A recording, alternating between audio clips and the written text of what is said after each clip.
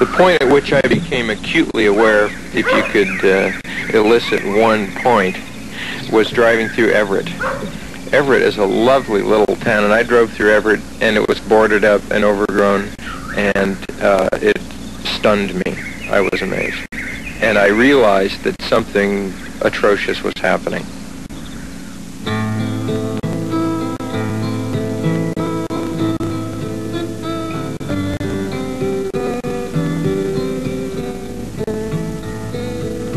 The Cuyahoga Valley follows the Cuyahoga River for approximately 24 miles between Akron and Cleveland, Ohio. And the remarkable thing about the valley is that it has remained so unspoiled.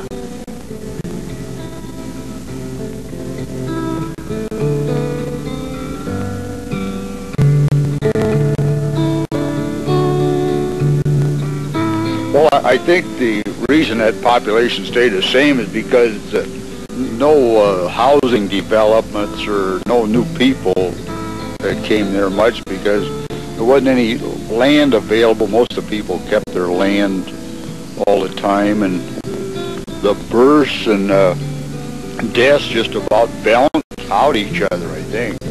And practically everybody in the whole township is related, you know.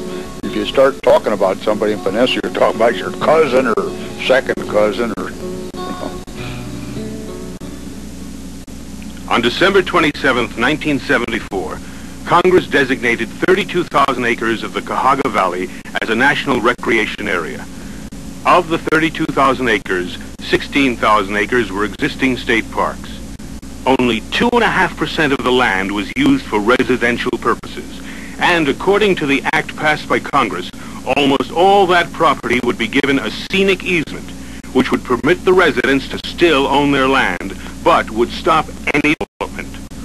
An Interior Department study reported that only 29 families would be relocated to make the park. But from the beginning, things didn't go as planned. On the inception of the park, the stress was basically that this would not be a community removal program, but what was originally proposed and what has actually happened are really two different things. And as you read the act passed by Congress, what they said and what the National Park Service has been doing are almost, if there's any similarity, it's almost accidental, it would seem. I think the effect has been disastrous. Residents who balked at selling out to the park were put in condemnation in federal court, and their land was taken by the right of eminent domain. A federal judge determined the price they would be paid for their property. The threat of going to court, coupled with the land acquisition tactics of the National Park Service, prompted many of the old families to give up and move out of the valley. We got a letter in the mail from the park. They told us that most that they could allow us would be 3 acres, which would include just where the barn and the house sit, and the garden spot. But they said, we'll rent you ground if you want to stay and farm. I said, yeah, but I said, I don't want to rent ground from you people, because I own property that the park had purchased before. They tore the buildings down or burned them or whatever, and the place, the farms just grew up with weeds and brush. And I knew that's what would happen, and if we didn't sell out to them, our next door neighbors did, then we'd be right there with all that rubbish again. I said, now, what we've got here, I got a house, a barn, a tool shed that I just put up in the chicken house. Now, I said, well, is equal. And he says, no. He said, we don't have to do that. According to law, all we're required to do is furnish you with a dwelling equivalent to what you had. I said, well, how do you expect me to carry on? Well, he said, you're not a big-time farmer, so he says it's classified as a hobby. I always had livestock, always raised food for them. Ever since I was a little kid, in fact, I've been farming. Well, what can you do? Businesses located in the valley had to leave immediately. Burl Tonkin's one-man garage, a valley landmark for 35 years, was one of the first to go. You know, they first came in and said they was not going to move nobody out. You could, they're just going to buy easements in the state. You could stay the rest of your life if you wanted to. Then they kept changing the boundaries until what's happened now is what's that. Got a letter of condemnation. Well, I'd heard, you know, rumors that that garage has got to go, you know. I felt pretty angry. But like the lawyer says, if you fight them, they'd take it in court and said if I wouldn't submit to death, they'd send our men in to take it. And he said either you'll wind up dead or in the nut house or in penitentiary. Hadn't been for Grandma, I had to take care of her. Why, I probably would have let him try it that way. But well, I still got to look after her, so I just accept the inevitable. I'll either have to tree farm or do something there. I don't know what I could do. I'm not really a farmer. I probably could go out and work someplace, you know, and come back in the evenings. In 1968, Carol Erdos posed for a snapshot in front of the four-room cabin that was situated on the 12 acres of land she and her husband Bill had just purchased. Over the next 10 years, working in the evenings, on weekends, and during vacations, the Erdos family built a spectacular home around the cabin. In 1977, their home was named as one of 20 outstanding homes in the country by Architectural Record magazine. We received a certified letter saying that they wanted to acquire our property in fee.